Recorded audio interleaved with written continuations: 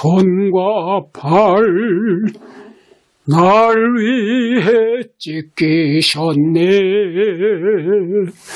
왜 날 사랑하나.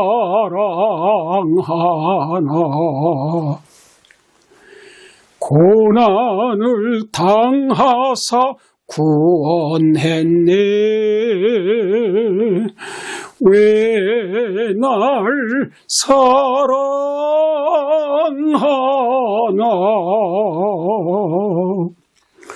왜 날 사랑하나.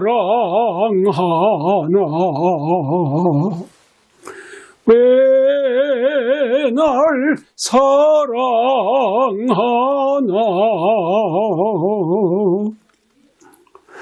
왜 주님 갈보리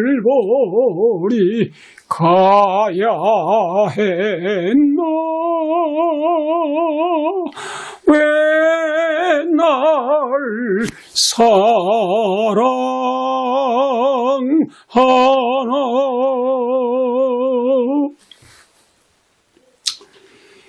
하나님의 품성의 영광이라는 제목으로 이 시간 말씀을 드리겠습니다. 계속 요한복음 1장 14절에 있는 말씀을 우리 같이 명상하면서 살펴보겠습니다. 출애굽기 33장 18절로 28절을 읽어보면은 거기 하나님의 그 영광, 품성의 영광이 무엇인가가 기록되어 있습니다. 출애굽기 33장 18절 모세가 이르되 원하건대 주의 영광을 내게 보이소서. 모세가 하나님의 영광을 좀 보여달라고 기도를 드렸습니다. 그때 하나님께서 대답하셨습니다. 19절에 여호와께서 이르시되 내가 내 모든 선한 것을 내 앞으로 지나가게 하고. 모세가 원컨대 하나님의 주의 영광을 내게 보이셔서 이렇게 기도했을 때 19절에 여호와께서 하나님께서 이르시되 내가 나의 모든 선한 것을 내 앞으로 지나가게 한다. 하나님의 하나님의 모습이 사실은 여기서 인간에게 나타나신 하나님은 사실은 예수님이었습니다. 아들 하나님이셨습니다. 그래서 모든 선한 것을 너 앞으로 지나가게 한다. 하나님의 선하신 형상 되시는 예수님께서 이제 모세 앞으로 지나가면서 이제 모세 바위 반석 틈에 두고 모세의 얼굴을 손으로 가리우시고 내 얼굴을 보지 못한다. 보면 죽으니까. 그리고는 지나간 다음에 내 등만 봐라. 그렇게 말씀하셨어요. 그렇게 하시면서 이제 출애굽기 34장 5절로 9절에 이렇게 기록되어 있습니다. 여호와께서 구름 가운데서 강림하사 그와 함께 거기서 여호와의 이름을 선포하실세. 여러분, 이름 하면은 그 사람의 어떤 그 인격자, 됨됨이가 그 이름에 아무개 하면 다 나타납니다. 뭐 예를 들면 베드로 하면 3번 부인했지만은 나중에 회개하고 이제 그가 정말 성령 충만해서 복음을 전하고 거꾸로 십자가에 못 박혀 죽기까지 충성한 그 베드로가 탁 나타나고, 바울 하면 희생적인 생애를 산 그 모든 사도 바울의 그 인격과 품성이 다 이름에 다 나타나게 됩니다. 모세 하면 모세의 모든 그 선한 행위와 모든 것이 다 나타납니다. 가룟 유다 하면은 그 간교한 생의 돈을 예수님보다 더 사랑하고 결국은 예수님을 은 30냥을 받고 팔아먹은 그런 배신자 가룟 유다라고 하는 것을 다 우리가 그 이름을 들으면 다 알게 됩니다. 아무개 하면 그 사람의 성격과 특성과 품성이 나타나는 것입니다. 그래서 여호와께서 선한 형상을 반포하셨습니다. 그래서 여호와의 이름을 그 모세 앞에서 선포하셨는데 6절에 출애굽기 34장 6절에 여호와께서 그의 앞으로 지나시며 선포하시되 여호와로라 여호와로라 자비롭고 은혜롭고 노하기를 더디하고 인자와 진실이 많은 하나님이라. 이렇게 하나님의 이름, 하나님의 성품을 선포하셨습니다. 근데 그 하나님의 성품은 어떤 분인가? 여호와는 자비로운 하나님이시고 자비롭고 은혜롭고 노하기를 더디하시고 인자와 진실이 많으신 인자하심과 자비와 사랑과 진리가 충만하신 하나님이라. 하나님의 성품을 이렇게 선포하셨습니다. 여호와의 영광을. 그리고는 7절에 인자를 천대까지 베풀며 악과 과실과 죄를 용서하시는 하나님, 인자를 하나님을 사랑하고 그의 계명을 지키는 자들에게는 천대까지도 모든 자자손손에게 은혜를 베푸시는 하나님이시요. 그러나 벌을 받을 자에게는 형벌을 면제하지 아니하고 아비의 악행을 자손 3,4대까지 보응하시는 심판의 공의의 하나님이신 것입니다. 하나님은 자비와 사랑의 하나님이지만은 그러나 끝까지 하나님을 믿지 않고 그 배반하고 반역하고 고의적으로 범죄하고 그렇게 주님을 배신하는 생애를 살아서 양심이 마비되고 심판받을 수밖에 없는 하나님의 은혜를 거절한, 최종적으로 거절한 사람에게는 반드시 형벌을 하시는 그런 심판의 공의의 하나님이신 것입니다.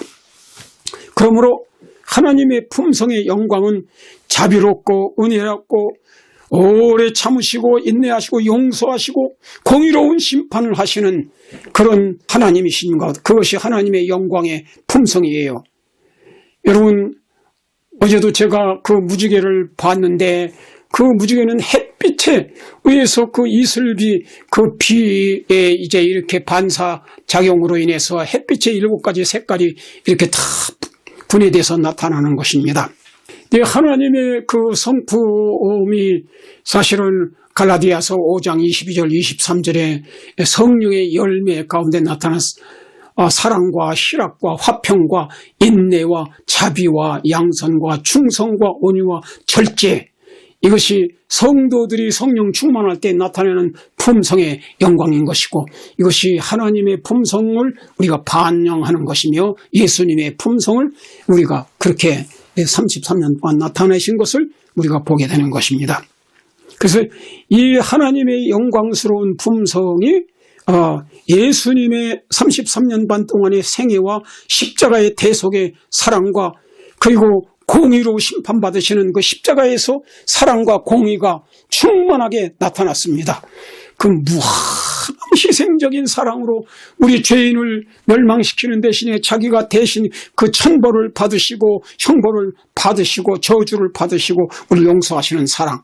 그러나 공의의 하나님, 십자가는 하나님의 사랑만 증거하는 것이 아니고 하나님의 공의로운 그 심판을 상징하네요. 공의를 드러내는 것입니다. 그것이 공의와 사랑이 완전히 드러난 것이 예수님의 십자가인 것입니다. 만일 하나님이 사랑의 하나님이니까 죄인들이 아무렇게나 해도 다 용서하고 다 구원한다, 만인 구원설을 주장하는 사람들과 이제 예수님이 십자가에서 하나님의 십계명이 다 폐지되었다, 그렇게 주장하는 사람들을 참 정말 이 성경을 전적으로 예수님의 십자가의 그 은혜를 망각하는 사람이고 그건 잘못된 그릇된 해석을 하는 사람들인 것입니다. 만일 하나님의 그 죄가 무엇인가, 요한일서 3장 4절에 죄는 불법이라고 그랬어요. 법을 어기는 것이 죄예요. 그럼 아담 해와가 선악과를 따먹을 때 하나님의 명령을 어긴 것이, 그 선악과는 십계명을 상징하는 거예요. 선과 악을 가르는 표준이 되는 것입니다. 그 하나님의 선하신 계명을, 사랑의 계명이 구체적으로 십계명에 나타나는데 순종할 때 그것은 선이 되는 것이고 거역하고 불순종할 때 그것은 악이 되는 것이, 그 하나님의 생명과를 따먹고 선악과를 결코 따먹지 않고 그대로 순종하는 사람, 그 하나님의 십계명을 상징하는 선악과를 범하지 않고 그대로 사랑으로 순종하는 그런 사람들은 이제 선한 사람들이에요. 의인이에요. 그리고 그것을 범하는 항대문이라도 범하면 그것은 곧 선악과를 따먹는 것과 똑같은 죄가 되는 것입니다. 죄인이 되는 것이. 그래서 만일 하나님이 십계명을 폐지해버리고 그냥 무조건 죄를 용서해 줄 수 있었다면 예수님이 십자가에서 큰 무서운 고통을 당하시고 그렇게 죽으실 필요가 없습니다. 그냥 용서하면 되는 거예요. 왜 예수님이 희생합니까?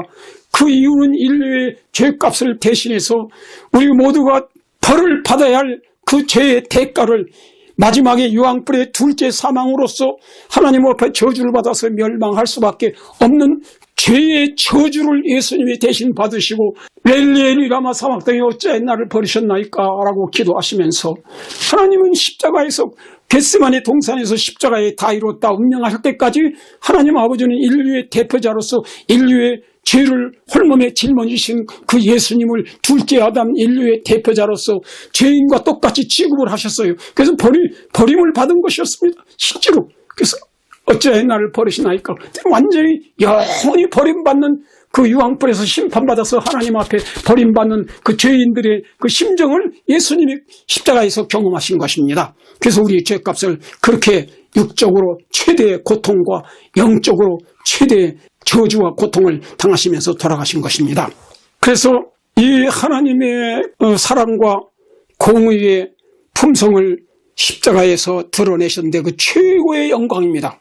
그것이 예수님의 십자가에서 나타난 하나님의 그 자아희생적인 사랑, 그것이 최고의 하나님의 사랑의 품성의 영광인 것입니다.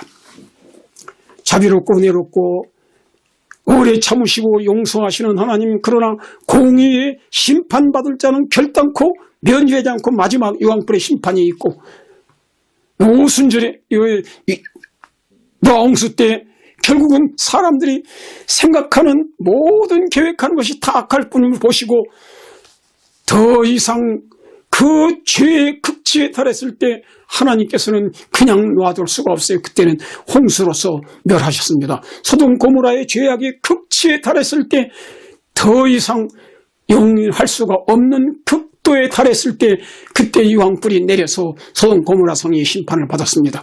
그와 같이 예수님께서는 재림하기 전에 이 세상 사람들의 이게 품성의 악함이 노아 때와 같을 것이라 또 소돔 때와 같을 것이라 그렇게 말씀했는데 이제 그렇게 될 때 이제 이 세상엔 질기양이 임하고 예수님이 재림해서 공의의 심판을 하시게 될 것입니다.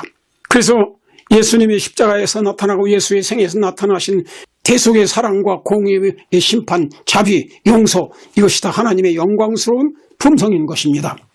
제가 신학교 3학년 다닐 때 그때 여름방학 때 제가 한 달 동안 내내 영문 시대의 소망을 읽었습니다. 그걸 읽으면서 감동을 받았어요.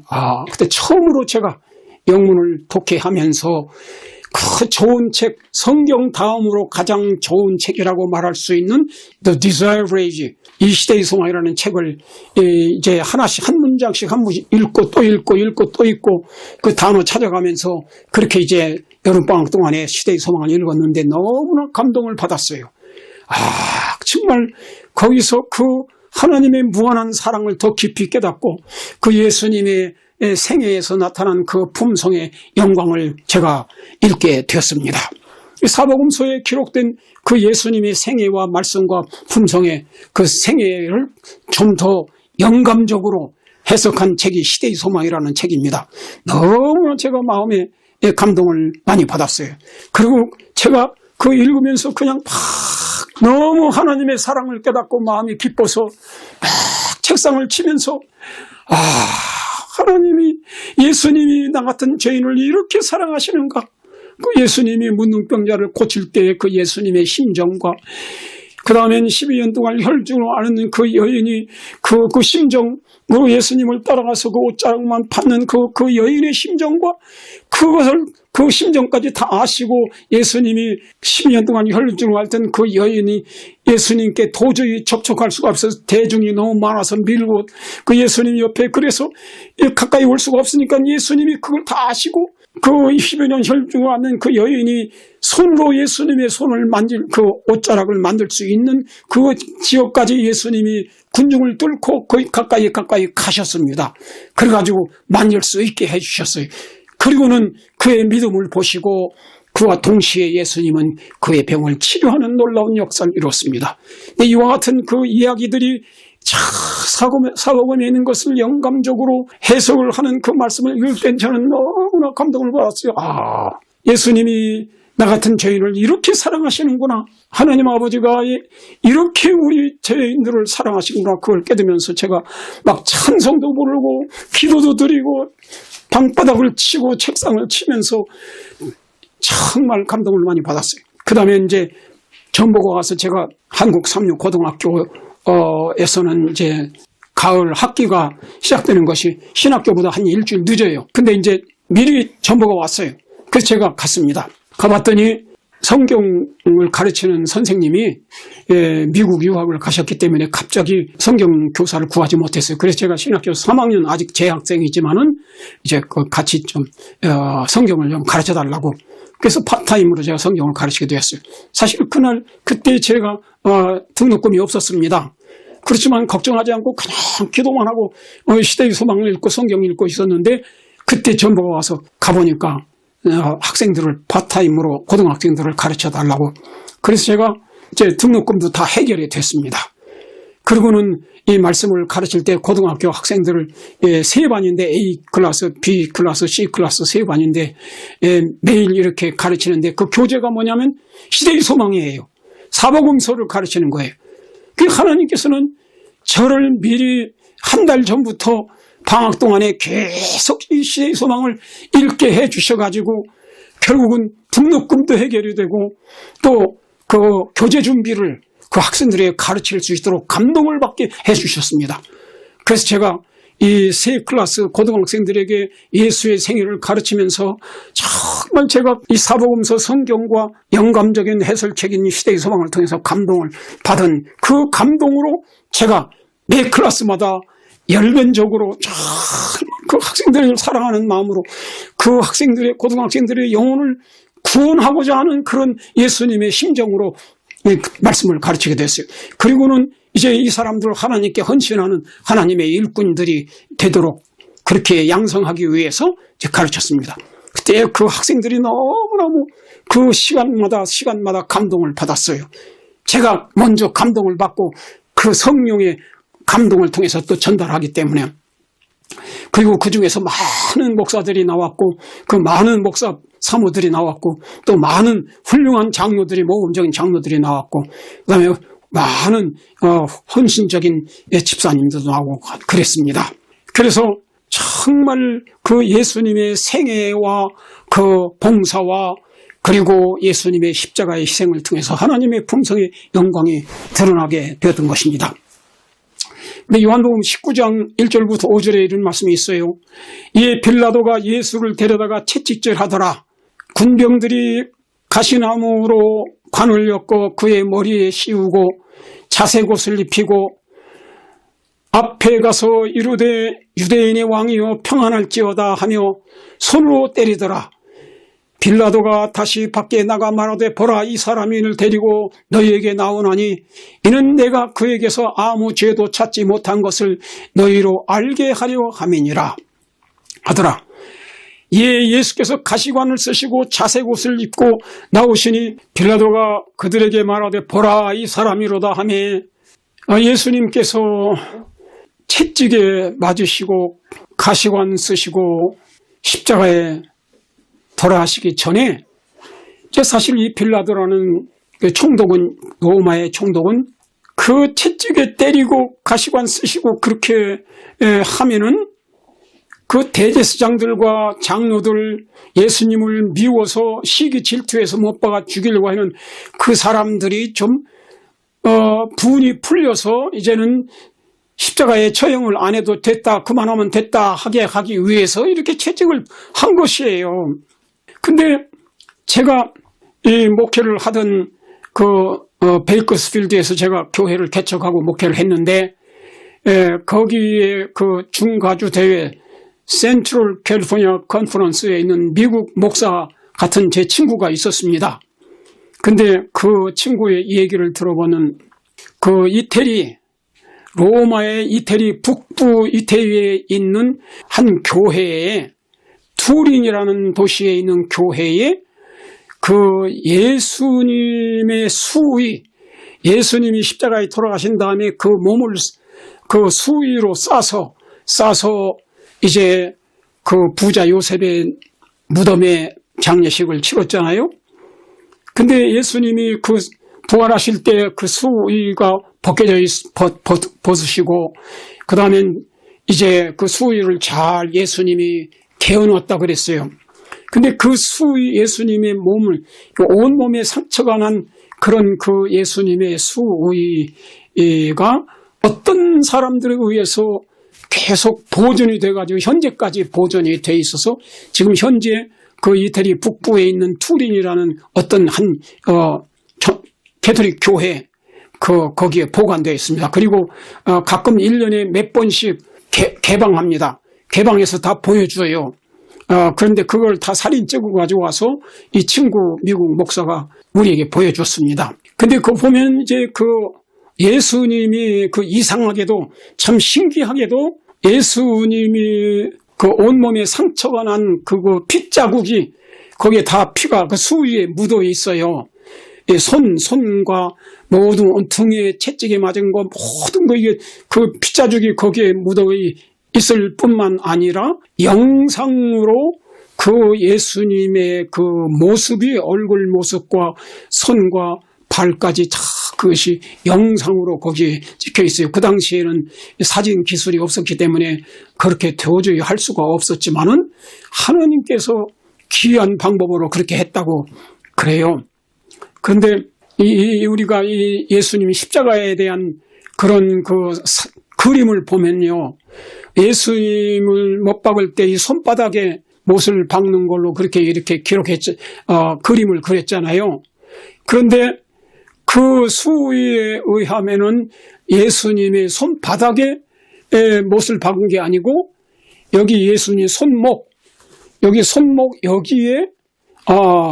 못을 박은 흔적이 그 수의에 핏자국이 있고 또 영상이 있는 것입니다. 손바닥에 못을 박으면은 이것이 몸의 무게 때문에 축 찢어져 버려요. 손에 못을 박으면 이것이 그대로 있을 수가 없습니다. 그래서 어떤 사람은 이렇게 밧줄로 예수님의 이렇게 팔을 이렇게 묶어서 이제 그 십자가에다 놓은 것처럼 그렇게 이제 그림을 그리기도 하고 그랬는데, 여기 손목에 여기다가 못을 박으면요, 여기서 이렇게 못을 박을 만한 그 빈 구멍이 있어요. 손목하고 닿는 곳에 거기에 있습니다.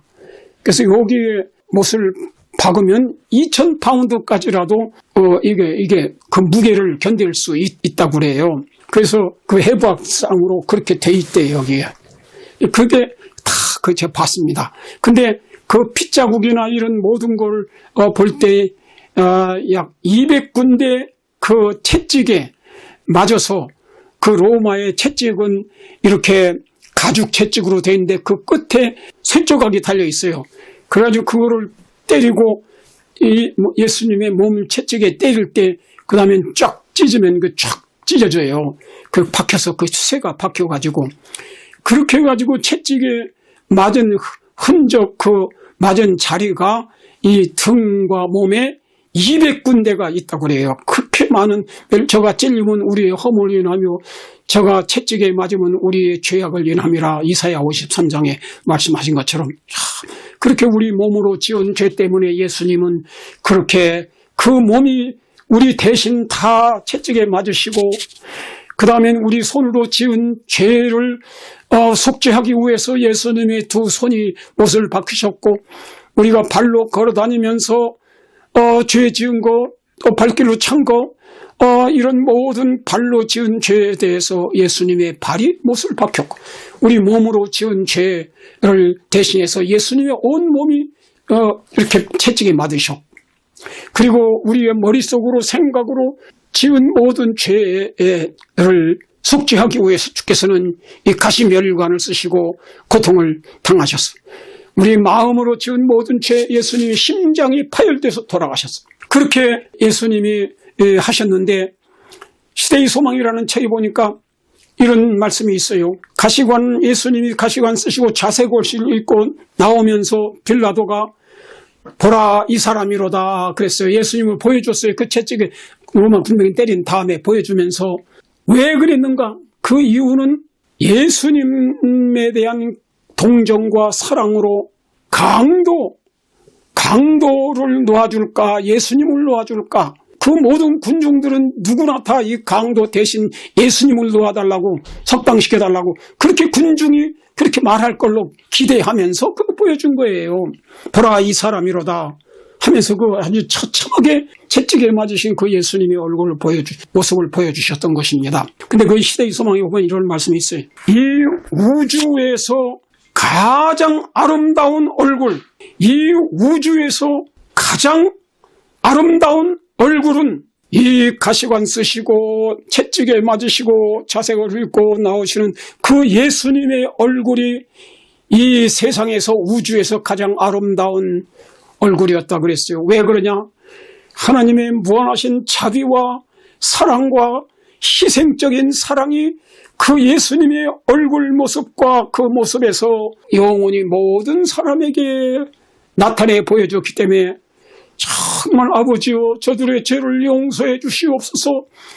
그들이 자기 하는 일을 알지 못함이니이다 하고 십자가에 못 박혔던 그 예수님, 그리고 자기를 배반한 유다까지도 끝까지 사랑하시고 3번씩 주님을 부인한 베드로도 예수님은 긍휼과 동정의 눈으로 바라보시고, 그리고 못 박는 그 로마 군병들도 아버지여 저들의 죄를 용서해 주시려고 모든 악인들을 다 사랑하시는 마음으로 자기에게 얼굴에 침 뱉은 그런 사람들까지도 용서하시고 사랑하시는 그러한 그 예수님의 그 아름다우신 희생적인 품성의 영광이 그 예수님의 얼굴에서 하나님의 사랑이 나타났어요.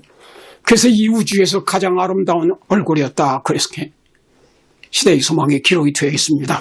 사랑하신 여러분이요, 정말 예수님이 이 땅에 오시지 않았더라면 하나님이 얼마나 자비하신 분이고 얼마나 사랑과 긍휼이 풍성하신 하나님인가 인간은 오해하고 있었고 이해할 수가 없었어요. 그러나 예수님이 33년 반 동안 불쌍한 병자들과 이런 모든 사람들 소경의 눈을 뜨게 하시고 안진뱅이를 고치시고 문둥병자를 고치시고 하는 모든 행위 가운데 하나님의 긍휼과 자비로운 품성이 나타났고, 십자가에서 채찍에 맞으실 때 그래도 그들을 용서해 주시는 그 마음, 얼굴을 침뱉는 그 악독한 사람들을 불쌍히 여겨주시고 그들의 죄를 용서해 주시라고 저들이 알지 못해서 그렇습니다.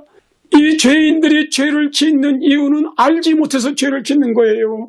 마귀한테 속아서 죄를 짓는 거예요. 거짓의 아비, 요한계시록 12장 9절에 온 천하를 꾀이는 자인 마귀, 온 천하 모든 인류를 속여서 무신론을 주장하게 하고 속여서 하나님의 계명을 범하도록 만들고 하나님에 대해서 오해하도록 만들어서 하나님을 믿지 않고 그렇게 하도록 만드는 것이 사탄이에요.